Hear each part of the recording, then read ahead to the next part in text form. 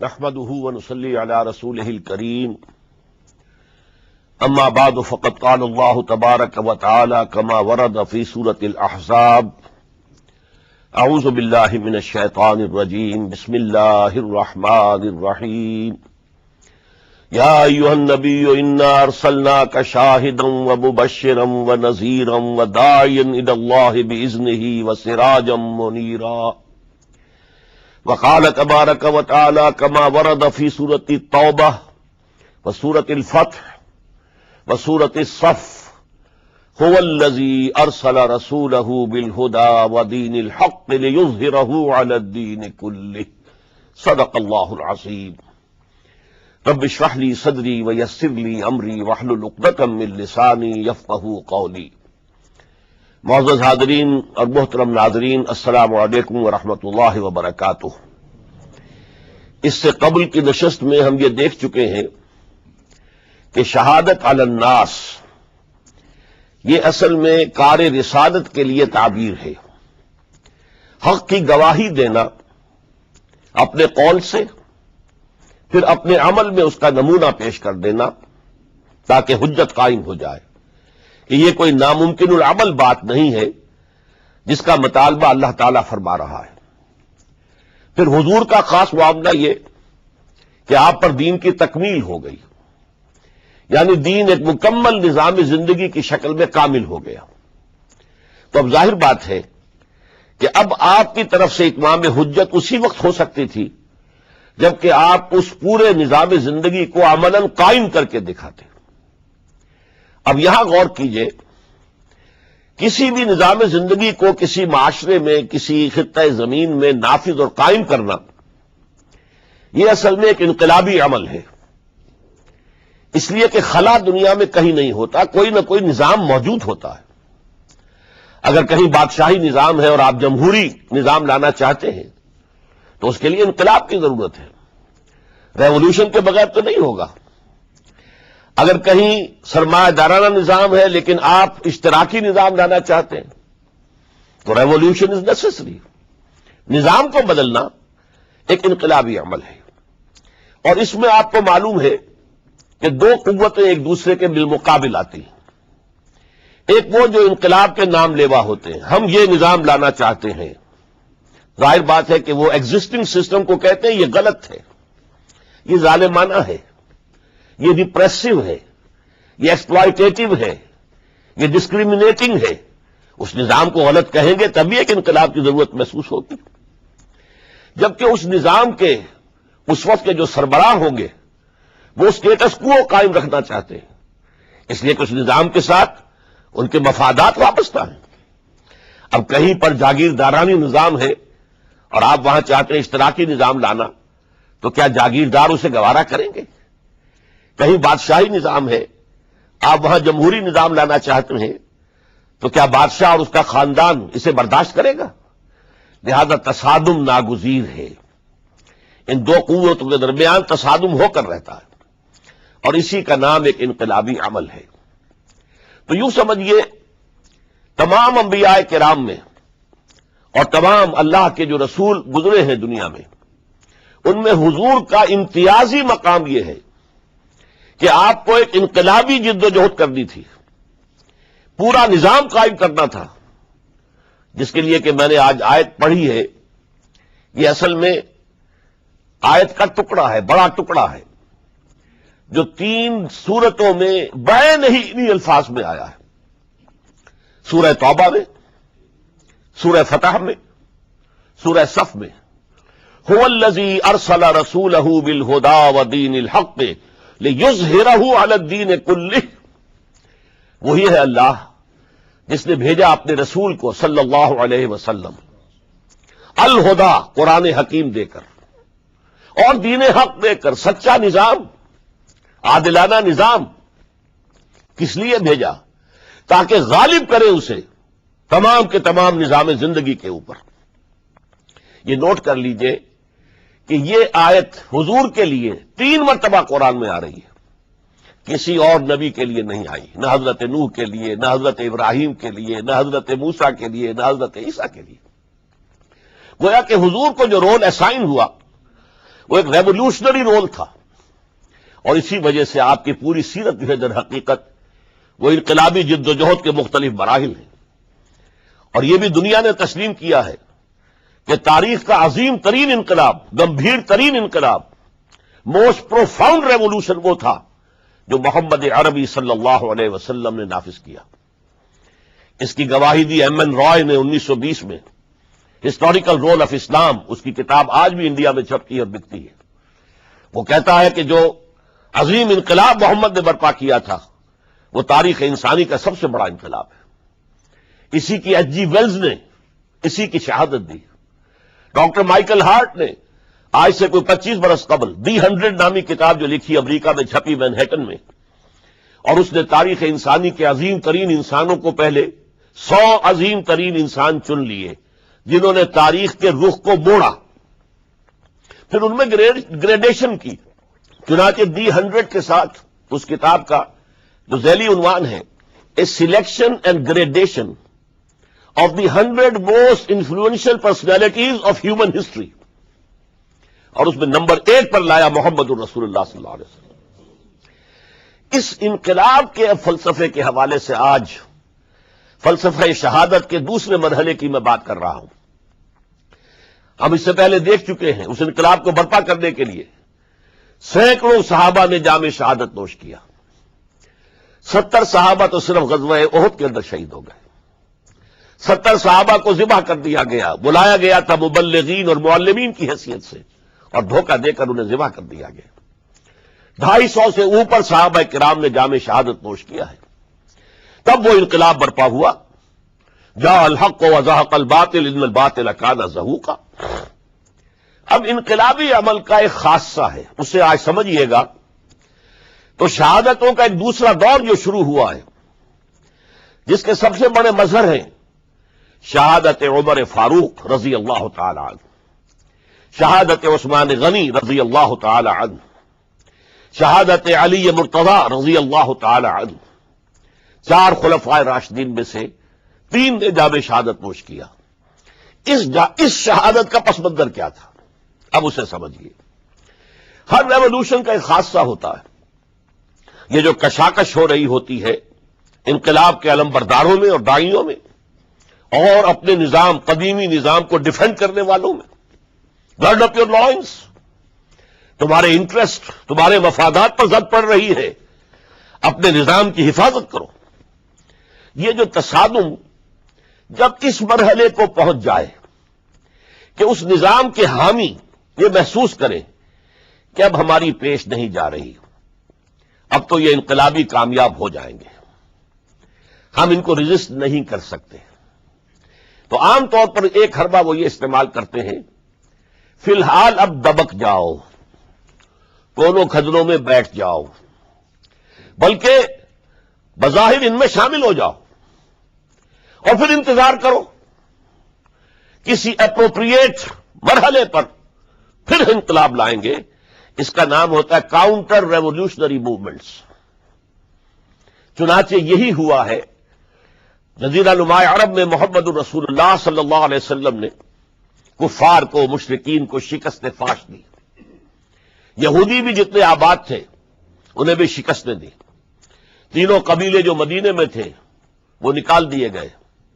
ان کا بڑا گڑھ تھا خیبر، اسے بھی فتح کر لیا گیا. انقلاب مکمل ہو گیا. اب کچھ لوگ جو ہے دبک گئے، کچھ لوگوں نے جھوٹ موٹ کو اسلام کا لبادہ اوڑھ لیا، منافقت کی شکل اختیار کر لی. اسے پنجابی میں کہتے نیوی پاؤ، اس وقت تو ذرا گردن جھکا دو، اب جب وقت آئے گا پھر دیکھیں گے، ہمیں کوئی موقع ملے گا تو پھر بغاوت کریں گے. یہ کاؤنٹر ریولوشنری موومنٹس. چنانچہ نبی اکرم صلی اللہ علیہ وسلم کے انتقال کے بعد جزیرہ نما عرب میں 2 مخالف انقلاب تحریکیں چلی.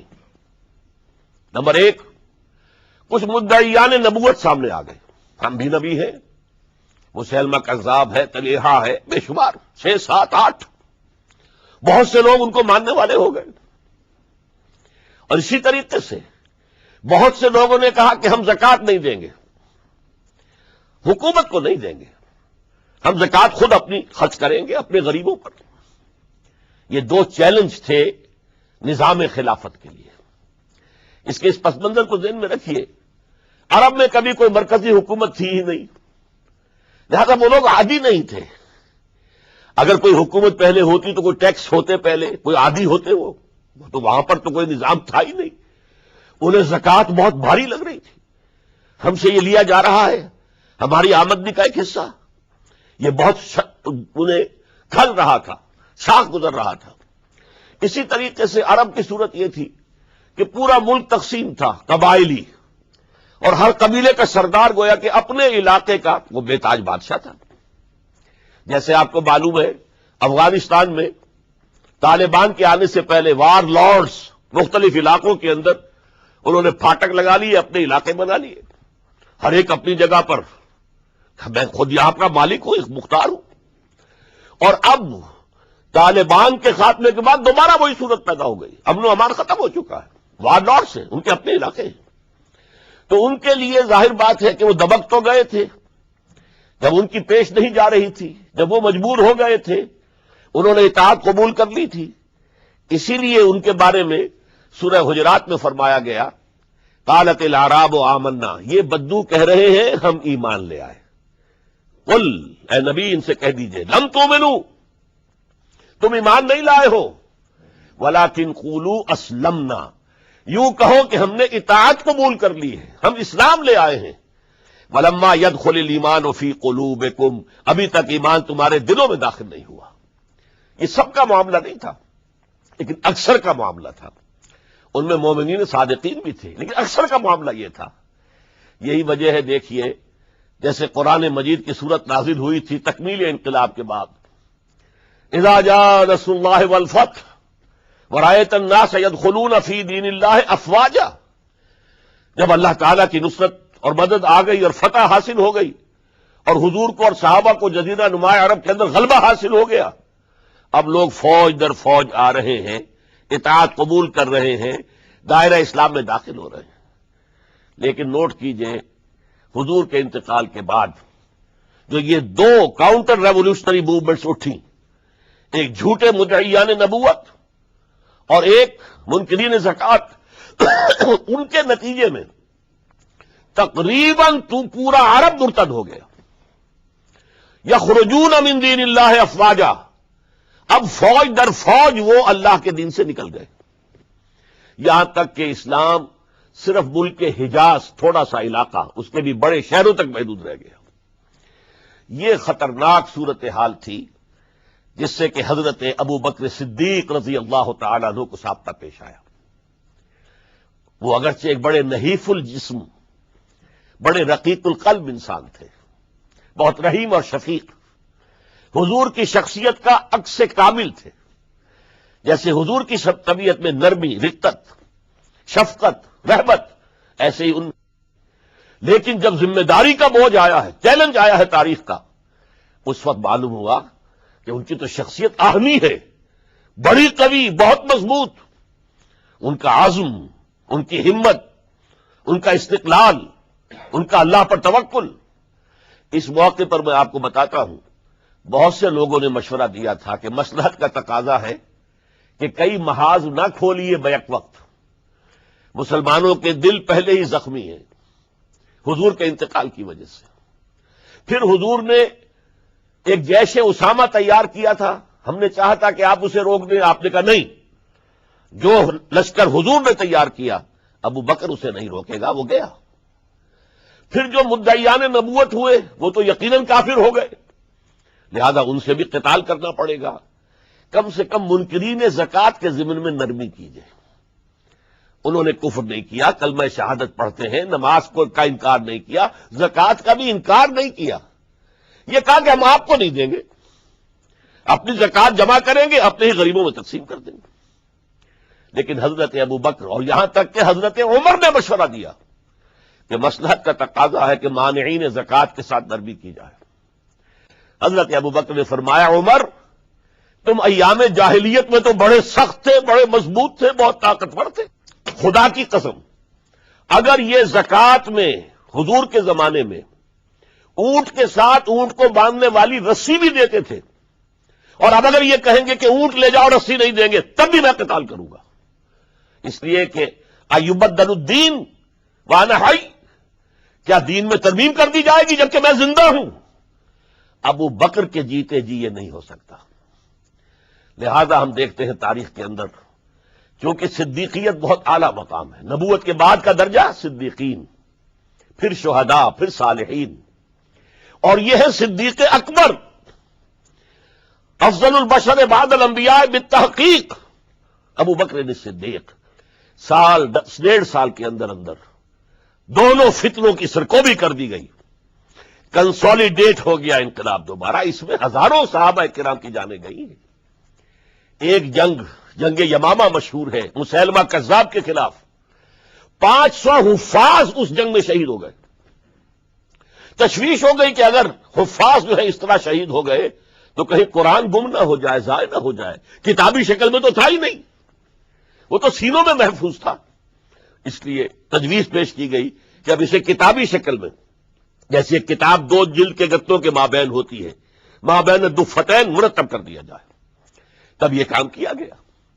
بہرحال پہلا مرحلہ یہ تھا کہ کاؤنٹر ریولوشنری موومنٹس، چونکہ ابھی انقلاب صرف عرب میں آیا تھا اور عرب ہی کے اندر سے کاؤنٹر ریولوشنری موومنٹس ابری، جھوٹی نبوت اور مانعین زکوٰۃ کی شکل میں، اور حضرت ابوبکر رضی اللہ تعالی عنہ نے اپنی عظیمت کا ثبوت دیتے ہوئے ان دونوں موومنٹس کو کچل کر رکھ دیا اور انقلاب اسلامی کو اثر نو کنسولیڈیٹ کر کے پھر قیادت حکم خداوندی کی روح سے کہ ان کے انتقال کا وقت آ گیا تو حضرت عمر فاروق کو نامزد کر کے ان کے سپرد کر دی رضی اللہ تعالی عنہ۔ حضرت عمر فاروق رضی اللہ تعالیٰ عنہ کا عہد خلافت یہ اسلام کے ایکسپینشن کا دور ہے۔ اب جو وہ انٹرنل ڈفتی ختم ہو گئی، انٹرنلی کنسولیڈیٹ ہو گیا انقلاب محمدی صلی اللہ علیہ وسلم، لہذا پوری طاقت کے ساتھ اب 3 لشکر نکلے ہیں، مشرق کے لیے، شمال کے لیے، مغرب کے لیے، اور فتوحات کا دائرہ شروع ہوا۔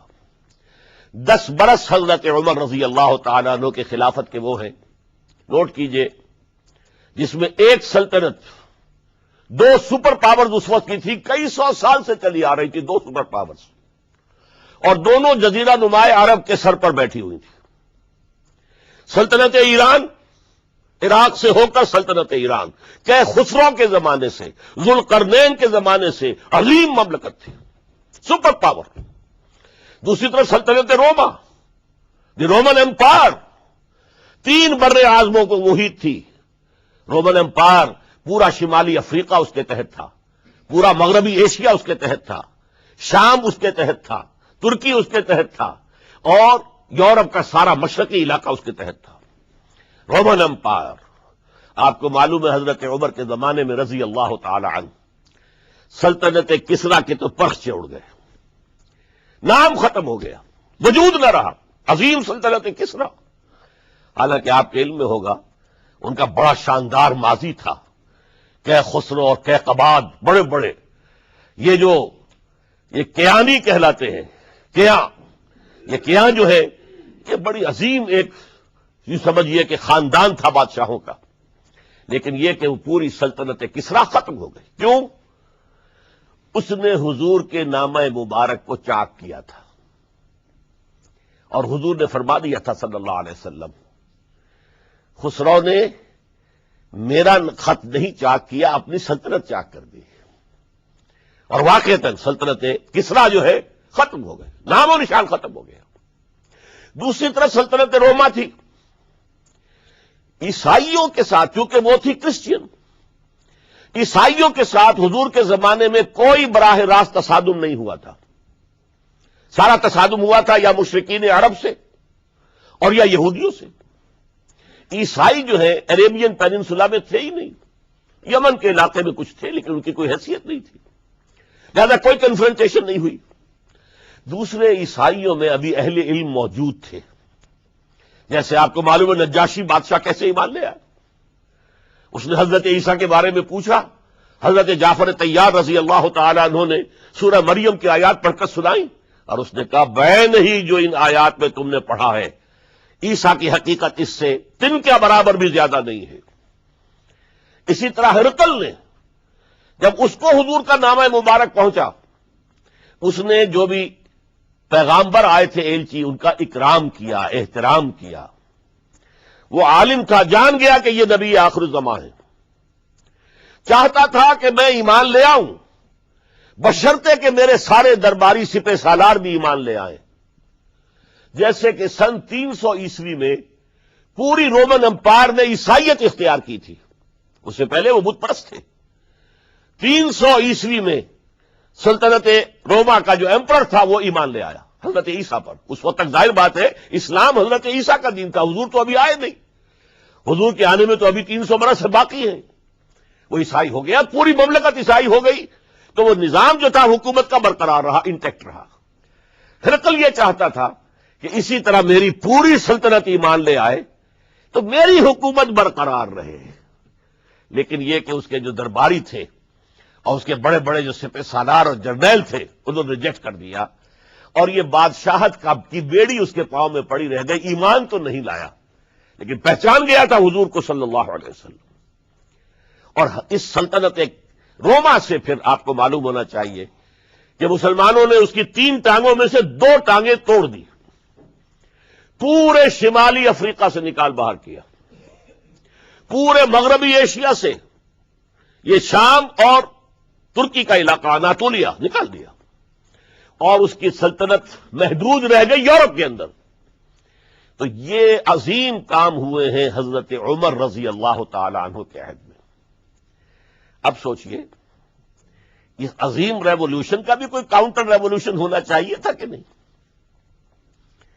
ایرانی بڑے زبردست نیشنلسٹ لوگ تھے، نسل پرست، اپنی نسل پر فخر کرنے والے، ہماری روایات عظیم ہیں، ہم خسرو کے وارث ہیں۔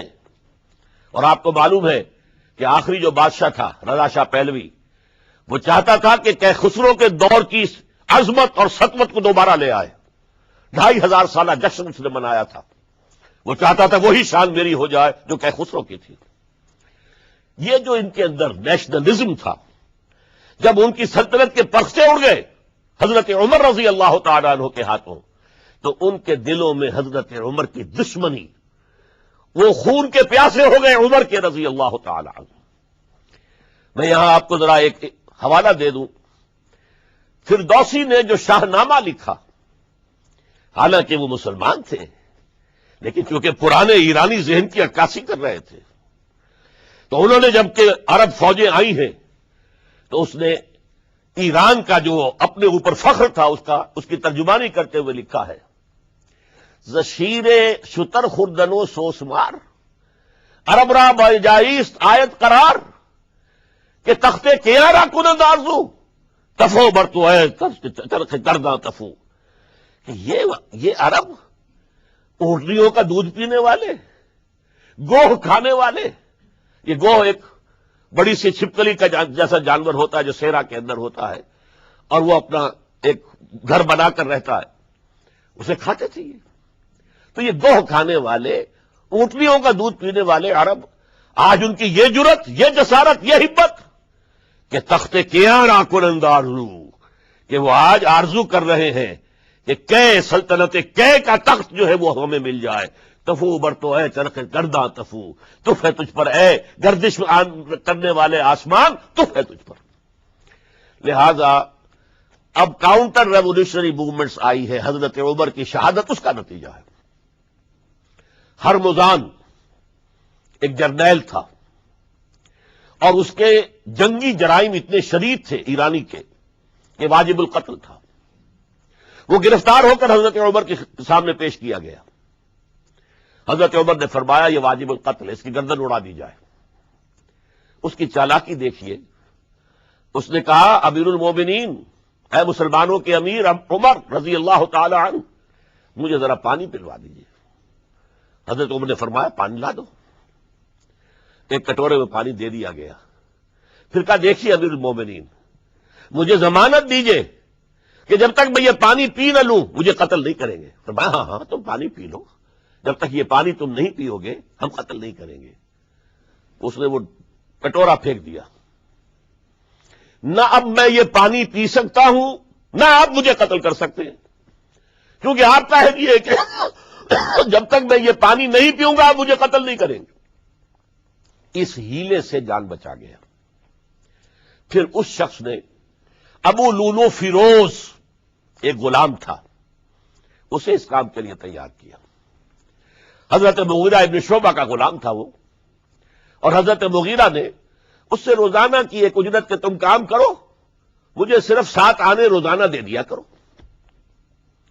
اس نے آ کر حضرت عمر سے کہا کہ میرا جو آقا ہے مغیرہ ابن شعبہ یہ مجھ سے بہت زیادہ طلب کرتا ہے۔ حضرت عمر نے پوچھا کیا دیتے ہو؟ 7 آنے۔ تم کرتے کیا ہو؟ کہ میں نجار بھی ہوں، میں لوہار بھی ہوں، میں یہ کام کرتا ہوں۔ فرمایا اتنے پیشوں کا جاننے والا اس کے لیے یہ روزانہ کا ٹیکس یہ زیادہ نہیں ہے، یہ تمہیں دینا چاہیے۔ اس نے کہا میں چکیاں بھی بناتا ہوں۔ حضرت عمر نے فرمایا پھر ایک چکی ذرا مجھے بھی بنا دینا۔ کہنے لگا آپ کے لیے تو میں ایسی چکی بناؤں گا کہ جس کی آواز دنیا بھر میں جائے گی۔ وہ شخص ہے اور ہرمزان کی سازش کے تحت وہ ایرانی جسے بعد میں ایرانیوں نے کیا کہا، جس نے قتل کیا حضرت عمر فاروق کو، حضرت ابو لولو فیروز۔ آج بھی ایران میں اس کی قبر کی تصویریں بکتی ہیں تعداد کے اندر، حضرت ابو لولو فیروز۔ وہ آیا ہے مسجد نبوی میں اور آ کر اس نے جبکہ حضرت عمر رضی اللہ تعالیٰ عنہ امامت فرما رہے حملہ کیا، 5-6 وار خنجر کے کیے۔ حضرت عمر رضی اللہ تعالیٰ شدید مجروح ہو گئے۔ یہ انتقام تھا جو عجم نے، وہ سلطنت کے جس کے ٹکڑے ختم ہو گئے تھے، جس کا ٹکڑے کر دیے گئے تھے، اس نے انتقام لیا عالم اسلام سے۔ سمجھا انہوں نے یہ تھا کہ شاید یہ پوری عمارت اسی ایک ستون پر کھڑی ہے، حضرت عمر ہی کے ستون پر کھڑی ہے، اس ستون کو گرا دو گے پوری عمارت گر جائے گی۔ لیکن ثابت ہوا نہیں، یہ محمد کی بنائی ہوئی عمارت ہے صلی اللہ علیہ وسلم، یہ بہت قوی ہے، اس کی بنیادیں بہت مضبوط ہیں، کوئی ذرا سی تریڑ بھی نہیں آئی، ذرا سی تریڑ بھی نہیں آئی۔ حضرت عمر فاروق کی شہادت کے بعد حضرت عثمان رضی اللہ تعالیٰ عنہ کا دور خلافت شروع ہوا، اور جوں کا توں جو قافلہ چل رہا تھا آگے چلتا چلا گیا۔ حضرت عثمان رضی اللہ تعالیٰ عنہ کے بارے میں بہت قیل و قال ہے، ان پر تنقیدیں بھی کی، اپنوں نے بھی کی ہیں، دشمنوں نے بھی کی ہیں، لیکن بات جان لیجئے یہ تاثر غلط ہے کہ ان کے پورے دور خلافت کے اندر فتنہ رہا یا ہنگامہ رہا، قتل غلط۔ 10 برس خلفائے راشدین میں طویل ترین دور خلافت حضرت عثمان کا ہے رضی اللہ تعالیٰ، 12 برس۔ حضرت ابو بکر کے تو 2.25 برس تھے، حضرت عمر کے 10 برس تھے، ان کا 12 برس، اور 12 میں سے 10 سال ایسے تھے بعین ہی جیسے حضرت عمر کے 10 سال تھے۔ امن و امان ہے، سکون ہے، چین ہے، اور قافلہ اسلام بڑھ رہا ہے، فتوحات کا دائرہ بڑھتا چلا جا رہا ہے، فتوحات سیلاب کے مانند آگے بڑھ رہی ہیں۔ تھمتا نہ تھا کسی سے سیل رواں ہمارا یہ سیل رواں کوئی روکنے والی کوئی طاقت دنیا میں رہی نہیں تھی۔ کسرا ختم، سلطنت ایران ختم، اور دوسری سپر پاور سلطنت روما، اس کی 3 میں سے 2 ٹانگیں توڑ دی گئی، 1 رہ گئی۔ اب کون تھا؟ خارج میں کوئی طاقت نہیں تھی جو اسلام کے اس سیلاب کو اور پوری نوع انسانی پر اتمام حجت اور اللہ کے دین کو پہنچانے کے راستے میں رکاوٹ بن سکتے ہیں۔ اب ایک فتنہ اٹھا، دیکھیے حضور کی کنفنٹریشن 3 مذاہب سے ہوئی تھی۔ ایک مذہب مشرکین کا، شرک کا قلع کما کر دیا گیا جزیرہ نما عرب سے، ختم ہو گئے۔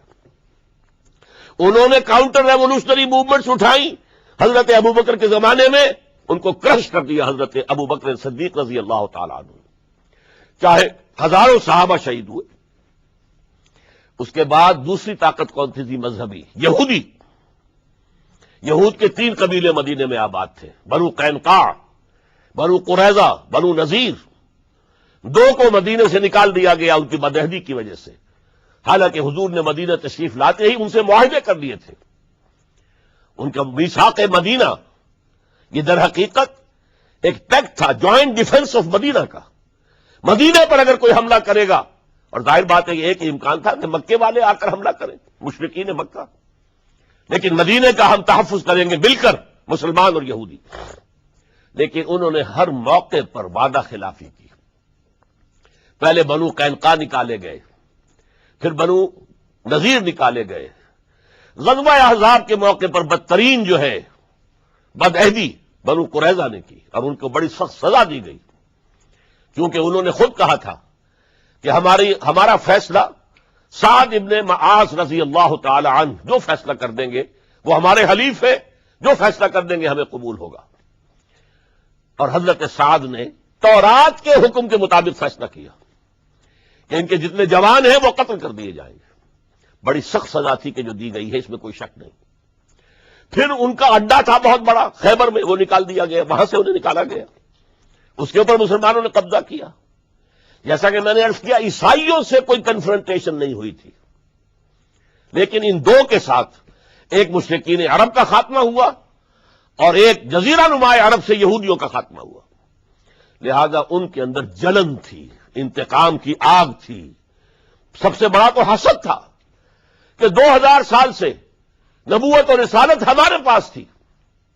موسیٰ سے لے کر عیسیٰ تک علیہ الصلاۃ والسلام 1400 برس ہماری تاریخ کے وہ ہیں کہ کوئی ایک لمحہ بھی نہیں تھا کہ کوئی نبی موجود نہ ہو. نوٹ کیجئے اس بات کو. حضرت موسیٰ 1400 قبل مسیح میں اور حضرت عیسیٰ سن عیسوی کا آغاز، ان 1400 سالوں میں مسلسل نبوت بنی اسرائیل میں رہی. یہ حدیث ہے بخاری شریف کی، کانت بنو اسرائیل تسوسہم الانبیاء. بنی اسرائیل کی حکومت، ریاست، سیاست کا کام انبیاء کرتے تھے. اذا ہلک نبی خلفہ نبی، جب بھی نبی کا انتقال ہوتا تھا ان کا خلیفہ دوسرا نبی ہوتا تھا. یہ چین ٹوٹی نہیں. 1400 برس آپ کو معلوم ہے حضرت داؤد بادشاہ بھی ہے، خلیفہ بھی ہے، نبی بھی ہے. ان کے بیٹے حضرت سلیمان بادشاہ بھی ہے، نبی بھی ہے، خلیفہ بھی ہے. اسی طریقے سے یہ سلسلہ چلتا رہا. تورات انہیں دی گئی، انجیل انہیں دی گئی، زبور انہیں دی گئی، بے شمار صحیفے اور دوسرے چھوٹے نبیوں کو دیے گئے. لیکن پھر اللہ تعالیٰ نے نبی آخر الزماں کی حیثیت سے محمد الرسول اللہ کو چن لیا، جو اسرائیلی نہیں تھے، جو اسماعیلی تھے. حضرت ابراہیم کے بڑے صاحبزادے حضرت اسماعیل علیہ السلام کی اولاد میں سے. اس پر انہیں سخت رنج، حالانکہ وہ پہچانتے تھے حضور کو. ان کی کتابوں میں جو نشانیاں لکھی تھی وہ پوری حضور پر جو ہے متفق ہو رہی تھی. قرآن کہتا ہے یعرفونہ کما یعرفون ابناہم، وہ ایسے پہچانتے ہیں محمد کو صلی اللہ علیہ وسلم جیسے کہ اپنے بیٹوں کو پہچانتے.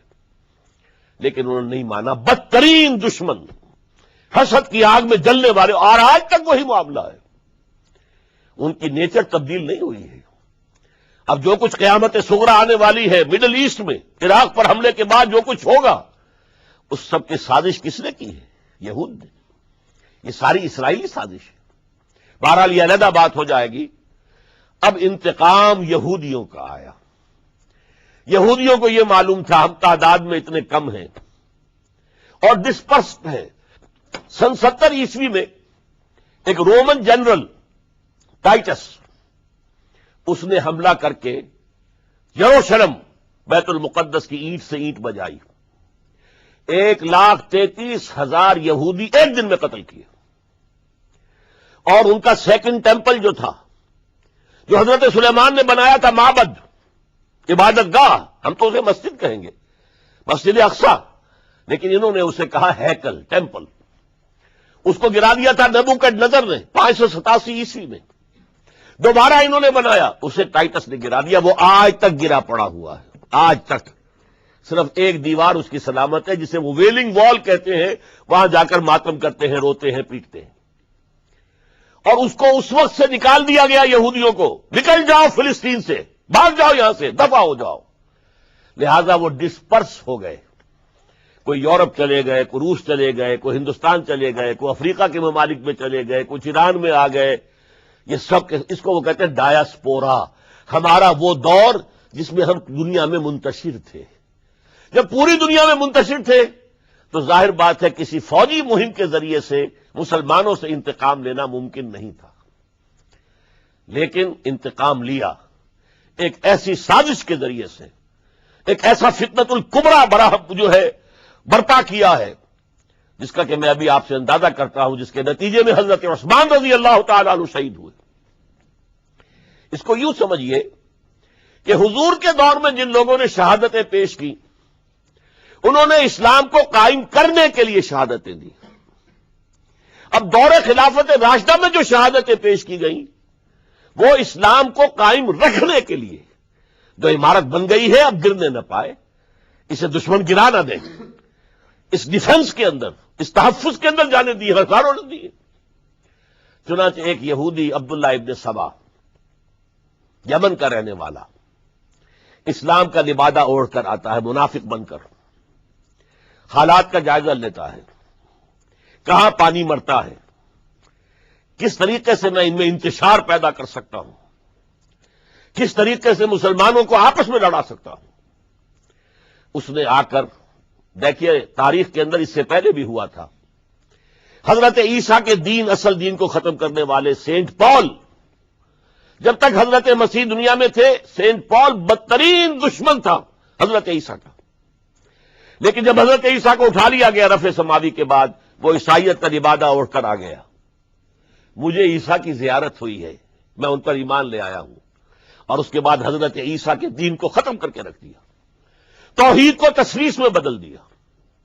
اس سے بڑی تباہی کیا ہوگی؟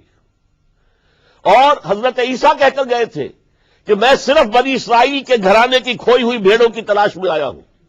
اس نے جینٹائلز، غیر یہودی جو ہے ان کے اندر بھی اپنی دعوت و تبلیغ کا معاملہ شروع کیا. نمبر 3 حضرت عیسیٰ کہہ کر گئے تھے، دیکھنا یہ نہ سمجھنا کہ میرے آنے سے شریعت موسوی ختم ہو گئی ہے. Don't think I have come to destroy law, the mosaic law, حضرت موسیٰ کی شریعت لاگو رہے گی تم پر. سینٹ پال نے ساکت کر دیا. تو جدید عیسائیت، ڈاکٹر مائیکل ہارٹ، جس کا میں نے حوالہ دیا دی 100 کا مصنف، وہ کہتا ہے کہ موجودہ عیسائیت کرسچینٹی نہیں ہے، پالزم ہے. یہ حضرت عیسیٰ کا دین نہیں ہے، یہ تو پال کا دین ہے. ایک شخص نے یہ کام کر دیا. اسی طرح کا ایک شخص آیا تھا عبداللہ ابن سبا. اس نے سب سے پہلے تو دیکھا کہ اس معاشرے کے اندر قریش کے 2 گھرانوں کی بڑی پرانی چشمک ہے، بنو امیہ، بنی ہاشم. پرانی ان کے اندر قبائلی چشمک چلی آ رہی ہے. اسلام نے آ کر اسے دبا دیا. ختم نہیں ہوتی یہ چیزیں، نسل بعد نسل چلتی ہیں، اندر دبی رہتی ہیں. آگ بجھی ہوئی نہ جان، آگ دبی ہوئی سمجھ. اس نے جان لیا کہ یہ بہترین موقع ہے، اگر اس قبائلی عصبیت کو میں ہوا دے سکوں تو مسلمان منقسم ہو جائیں گے، ایک دوسرے کے ساتھ دست و گریبان ہو جائیں گے. اس نے آتے ہی کہنا شروع کیا، خلافت کا حق بنو ہاشم کا ہے، یہ عثمان، یہ بنو امیہ میں سے ہے. بنو امیہ کو کوئی حق نہیں ہے خلافت کا. 2 پہلے جو خلیفہ تھے حضرت ابوبکر، حضرت عمر، وہ نہ ہاشمی تھے نہ اموی تھے. حضرت ابوبکر بنو تیم میں سے تھے، نہ ہاشمی نہ اموی. حضرت عمر بنو عدی میں سے تھے، نہ ہاشمی نہ اموی. حضرت عثمان تھے بنو امیہ میں سے. اب یہاں دکھتی ہوئی رگ کو اس نے چھیڑا. حضور ہاشمی تھے، بنو ہاشم کا حق ہے خلافت، عثمان غاصب ہے معاذ اللہ رضی اللہ تعالی عنہ. پچھلے دونوں بھی غاصب تھے. خلافت حق ہے بنو ہاشم کا. پھر حضرت علی کی شان میں یہاں تک کہ یہ تو خدا حلول کیے ہوئے علی کے اندر، یہ گاڈ انکارنیٹ ہے، یہ خدا ہے. دیکھیے توحید بھی ختم کی، اس نے تثلیث بنائی تھی، اور حضرت عیسیٰ کو خدا کا بیٹا بنایا تھا. اس نے حضرت علی کو خدا بنا دیا.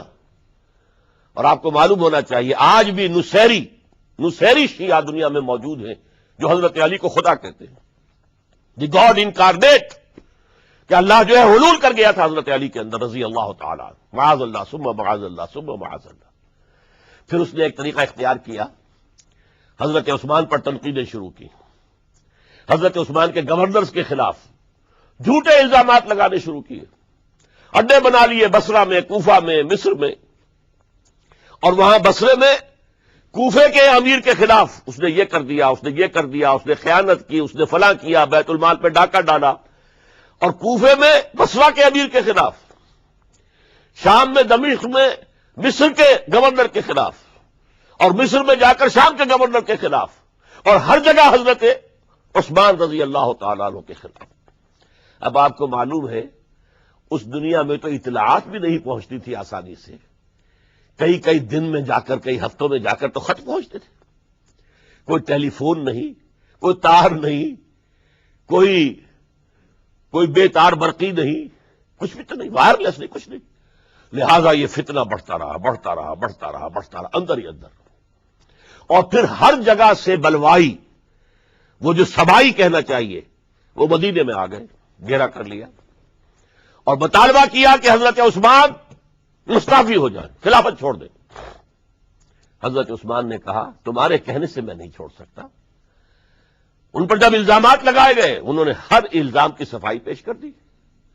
اس صفائی کے پیش کرنے والوں میں سب سے بڑھ کر خود حضرت علی تھے رضی اللہ تعالی عنہ۔ مسجد نبوی میں آ کر انہوں نے ان بلوائیوں کو جمع کیا اور حضرت عثمان کے خلاف جو بھی الزام لگائے گئے تھے ان سب کی صفائی اور جواب دیا اس کا، لیکن بلوائی جو ہے اڑے ہوئے تھے۔ ادھر سے حضرت امیر معاویہ، وہ عامل تھے، گورنر تھے شام کے، انہیں اطلاع مل رہی ہے، وہ کہتے ہیں آپ ہمیں اجازت دیجئے ہم فوج لے کر آئیں اور ان کے ٹکڑے اڑا دیں۔ لاکھوں کی فوجیں تھی کھڑی ہوئی، حضرت عثمان کی مملکت کا آپ تصور کر سکتے ہیں؟ قرآن میں عظیم ترین حکمران کے نام کے حوالے سے نام آیا ذوالقرنین کا۔ ذوالقرنین کے خسرو یا سائرس، اس کی سلطنت سے کم 2 گنا بڑی سلطنت تھی جس پر حضرت عثمان رضی اللہ تعالی عنہ حکومت کر رہے تھے۔ مصر سے عامر بن العاص کہہ رہے ہیں کہ آپ اجازت دیجئے میں فوج لے کر آؤں اور ان کا ٹکڑا کر دیا جائے، ٹکا بوٹی کر دی جائے۔ حضرت عثمان کا فیصلہ تھا یہ مجھے قتل کر دیں تو قصاص لے لینا، لیکن میں اپنی جان کے تحفظ کے لیے کسی کلمہ گو کا خون بہانے کو تیار نہیں۔ حضرت طلحہ، حضرت زبیر، حضرت علی کہہ رہے ہیں آپ اجازت دیجئے کہ ہم ان کے خلاف جنگ کریں، مدینے میں بیٹھے ہوئے، فرماتے نہیں، ان کے خلاف جنگ کی اجازت میں نہیں دے سکتا۔ یہ میری ذاتی، مجھ پر تنقیدیں کر رہے ہیں، ذاتی دشمنی ہے، میں اپنی ذات کے تحفظ کے لیے کسی کلمہ گو کا خون جو ہے نہیں بہاؤں گا۔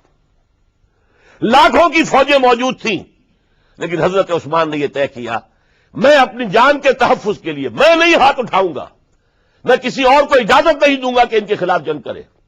ہاں یہ میرے دشمن ہے، میری جان لے لیں، جب جان لے لیں گے تو قصاص لے لینا۔ یہ معاملہ ہوا ہے، اور پھر نہایت ہی بے رحمی کے ساتھ، نہایت بے رحمی کے ساتھ، اور نوٹ کیجئے حضرت علی کے دونوں صاحبزادے حضرت حسن، حضرت حسین رضی اللہ تعالی عنہم اجمعین، وہ حضرت عثمان کے دروازے پر پہرا دے رہے ہیں کہ کوئی بلوائی، کوئی حضرت عثمان کو قتل کرنے کے ارادے سے گھر میں داخل نہ ہو سکے۔ وہ گھر کے پچھواڑے سے دیوار پھلانگ کر آئے ہیں اندر، اور حضرت عثمان جب قرآن پڑھ رہے تھے اس حالت میں انہیں شہید کیا ہے۔ ان کی بیوی نائلہ نے ہاتھ آگے کیا ہے روکنے کے لیے تو ان کی انگلیاں کٹ گئیں، اور انگلیوں کا خون جو ہے اس مصحف پر، قرآن مجید میں اس صفحے کے اوپر حضرت عثمان کے خون کے دھبے لگ گئے۔ یہ حالات ہوئے حضرت عثمان کی شہادت کے کہ انہوں نے چاہا وہ نظام قائم رہے، یہودیوں کا انتقام، یہودیوں کی سازش، اور ایسی سازش ہے کہ جس کے نتیجے میں اس کو کہا گیا الفتنۃ الکبریٰ، عظیم ترین سانحہ، عظیم ترین فتنہ۔ اور اس کے بعد جو خانہ جنگی ہوئی ہے، حضرت علی رضی اللہ تعالی عنہ اس کے بعد خلافت قبول کرنے کو تیار نہیں تھے، حضرت طلحہ قبول کرنے کو تیار نہیں تھے، کوئی بھی تیار نہیں۔ کیوں؟ یہ بلوائی ہے اس وقت یہاں پر، یہ کہہ رہے ہیں کہ تم خلیفہ بن جاؤ، تو جو بھی اس وقت خلیفہ بنے گا وہ ان کے ہاتھ میں کٹپتلی بن جائے گا۔ بالآخر حضرت علی نے، ظاہر بات ہے کہ امت کو بغیر امام کے تو نہیں چھوڑا جا سکتا، بغیر امیر کے نہیں ہوگا تو شیرازہ منتشر ہو جائے گا۔ اب جو ہونا تھا ہو گیا، حضرت عثمان شہید ہو گئے رضی اللہ تعالیٰ عنہ، لیکن بہرحال اب امت کا نظم تو قائم رکھنا ہے نا۔ حضرت علی نے بیعت قبول کر لی رضی اللہ تعالی عنہ، لیکن حضرت امیر معاویہ، عمرو بن العاص، ان دونوں نے کہا کہ حضرت علی اگر حضرت عثمان کے خون کا قصاص لے لیں، قاتلان عثمان کو اگر قتل کریں تو ہم بیعت کریں گے، ہم مدعی خلافت نہیں ہے، خلافت علی کی ٹھیک ہے رضی اللہ تعالی عنہ، لیکن سب سے پہلا مطالبہ ہمارا یہ ہے کہ حضرت عثمان کے خون کا قصاص لیا جائے۔ حضرت علی رضی اللہ تعالیٰ عنہ کے لیے بعض وجوہ سے ایسا کرنا ممکن نہیں ہوا۔ نتیجہ کیا نکلا؟ سب سے زیادہ اندوہناک اسلامی تاریخ کا یہ دور ہے۔ حضرت علی کے دور خلافت میں باہمی خانہ جنگی رہی مسلسل۔ جنگ جمل حضرت عائشہ صدیقہ کمانڈ کرتی ہوئی آئی ہیں، طلحہ اور زبیر ان کے ساتھ ہیں، اور اگرچہ حضرت علی رضی اللہ تعالیٰ عنہ کے ساتھ ان کی صلح ہو گئی، لیکن وہ جو بلوائی تھے، جو چاہتے نہیں تھے کہ امن ہو، وہ تو در حقیقت اسلام کے حصے بکھرے کرنے کے لیے آئے تھے، اسلام کی مملکت کو تباہ کرنے آئے تھے۔ انہوں نے فوری طور پر حملہ کر دیا حضرت عائشہ رضی اللہ تعالیٰ عنہ کے لشکر پر۔ اب ظاہر بات ہے کہ جنگ شروع ہو جائے تو پھر کون دیکھ سکتا ہے، آئدر کل اور بی کلڈ، دو شکلیں دو ہی ہوتی ہیں۔ ایک رات میں 10,000 مسلمان شہید ہوئے، قتل ہوئے۔ الفتنۃ الکبریٰ، عشرہ مبشرہ میں سے حضرت طلحہ، حضرت زبیر دونوں شہید ہو گئے۔ پھر اس کے بعد بھی بات تو ختم نہیں ہوئی۔ حضرت معاویہ رضی اللہ تعالی عنہ وہ فوج لے کر آئے۔ پھر جنگ صفین 74,000 مسلمان ایک دوسرے کی تلواروں سے اور ایک دوسرے کے نوزوں سے ختم ہو گئے۔ ذرا اندازہ کیجئے، 1,00,000 کے قریب مسلمان ختم ہو گیا۔ نہ یہودی کو کچھ کرنے کی ضرورت پیش آئی، نہ کسی اور کو کوئی حملہ کرنے کی ضرورت پیش آئی، آپس میں خانہ جنگی۔ 4.5 برس حضرت علی رضی اللہ تعالی عنہ ان کا دور خلافت ہے، پورا کا پورا باہمی خانہ جنگی کے نظر ہو گیا۔ اس میں حضرت علی پر معاذ اللہ کوئی الزام نہیں، رضی اللہ تعالی عنہ وکرم اللہ وجہہ، وہ امام حق تھے، لیکن یہ ہے کہ ان کا بے بس ہو گئے تھے، لاچار ہو گئے تھے، حالات پر کنٹرول نہیں ہو رہا۔ اسی جنگ صفین کے اندر جب ایک تجویز پیش کی گئی کہ لڑنے بھڑنے کی بجائے حکم مان لو، جیسے قرآن مجید میں آیا ہے کہ میاں اور بیوی کے درمیان اختلاف ہو جائے تو فبعثوا حکما من اہلہ وحکما من اہلہا، ایک حکم لڑکے والوں کی طرف سے، ایک حکم لڑکی والوں کی طرف سے مقرر کر لو، وہ آپس میں معاملہ طے کرائیں۔ لہذا تحکیم کی تجویز کی گئی۔ حضرت علی نے یہ تجویز پیش کی گئی عمرو بن العاص رضی اللہ تعالیٰ عنہ کی طرف سے، جو حضرت معاویہ کے ساتھی تھے۔ حضرت علی اس تحکیم کو قبول نہیں کرنا چاہتے تھے، جانتے تھے کہ یہ ایک چال ہے جس میں آ رہا ہوں، لیکن بالآخر آپ نے وہ قبول کر لیا۔ اچھا بھائی، ابو موسیٰ اشعری ہماری طرف سے، عمرو بن العاص معاویہ کی طرف سے، یہ دو حکم ہیں۔ اس موقع پر اب تحکیم کیا ہوئی، کیا اس کی شرائط تھی، کیا میں اس میں نہیں جانا چاہتا، اس وقت میں تاریخ نہیں بیان کر رہا، بلکہ مجھے اب چوتھے خلیفہ حضرت علی کی شہادت کا پس منظر بیان کرنا ہے۔ اور ہزاروں شہادتیں ہو رہی ہیں، لیکن اس دور کی شہادتوں میں سب سے چوٹی پر حضرت عمر کی شہادت، حضرت عثمان کی شہادت، حضرت علی کی شہادت رضی اللہ تعالی عنہم اجمعین۔ اس وقت حضرت علی کے جو حامی تھے، انہی میں سے ایک فرقہ علیحدہ ہو گیا کہ یہ تحکیم کفر ہے، ان الحکم الا للہ، حکم کا فیصلے کا اختیار اللہ کے سوا کسی کو نہیں ہے، لہذا یہ جو کیا ہے یہ غلط ہے۔ اور اس حد تک چلے گئے کہ جنہوں نے یہ تحکیم کو قبول کیا وہ کافر ہو گئے، علی بھی کافر، معاویہ بھی کافر، عمرو بن العاص بھی کافر، جنہوں نے مانا کافر۔ یہ لوگ کہلاتے خوارج تھے، یہ حضرت علی کی فوج میں شامل، حضرت علی کے حامی تھے، حضرت علی کی جماعت میں سے تھے، لیکن بس ایک غلطی، جذبات کے اندر آ کر، غصے کے اندر آ کر اس درجے، اور وہ حضرت علی سے علیحدہ ہو گئے۔ اس کے بعد انہوں نے اپنی ایک کانفرنس کی، ایک جنگ بھی ہوئی، پھر حضرت علی کو ان کے خلاف جنگ کرنی پڑی۔ وہ جنگ نہروان کہلاتی ہے، جن میں کہ ان خوارج کو حضرت علی نے بہت بڑی شکست دی۔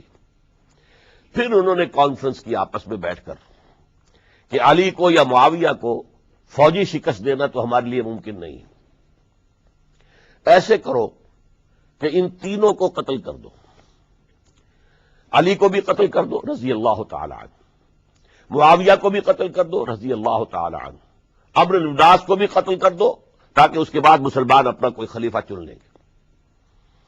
رمضان سن 40 ہجری اس کا ایک دن معین کر لیا، ایک ہی دن یہ تینوں جو ہے، عبد الرحمن ابن ملجم آئے گا مدینے کے اندر، کوفے کے اندر، حضرت علی نے صدر مقام کوفہ بنا لیا تھا، اور فجر کی نماز میں حضرت علی پر حملہ کرے گا۔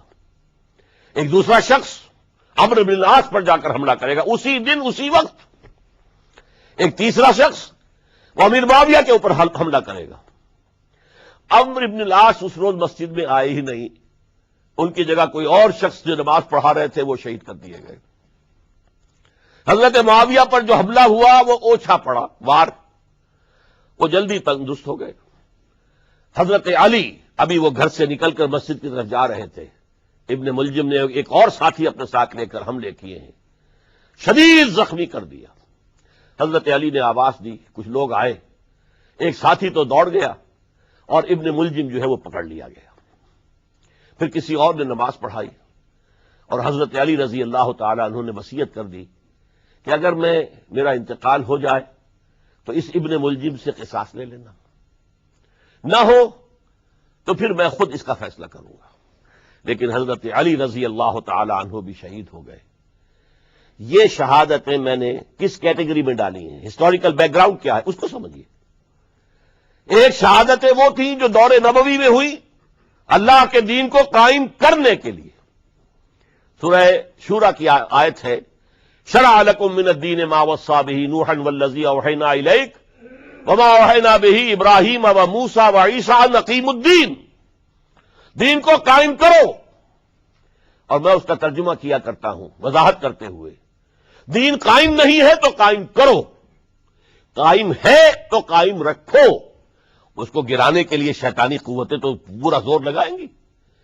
ستیزہ کار رہا ہے ازل سے تا امروز، چراغ مصطفی سے شرار بولا بھی، ابلیس لعین کو تو پسند نہیں کہ اسلامی نظام دنیا میں قائم ہو۔ وہ تو نوع انسانی کا دشمن ہے، ازلی دشمن، پیدائشی دشمن۔ لہذا اب وہ جو خیمہ کھڑا ہوا ہے شامیانہ، اسے مضبوط رکھو۔ آندھی اگر چل رہی ہے تو اس کے بانس پکڑو، اس کی رسیاں مضبوط کرو۔ یہ ہے دین کو قائم رکھنا۔ یہ دور جو میں نے گنوایا ہے یہ اس دین کو قائم رکھنے کے لیے، اور اس پر جو خارجی حملے ہو رہے تھے ان حملوں کا سدباب کرنے کے لیے یہ بیش قیمت شہادتیں پیش کی گئی ہیں، ہزاروں صحابہ کی جانیں گئی ہیں، اور 3 خلفائے راشدین شہید کیے گئے۔ لیکن یہ بات نوٹ کر لیجئے، اس کا نتیجہ کیا نکلا؟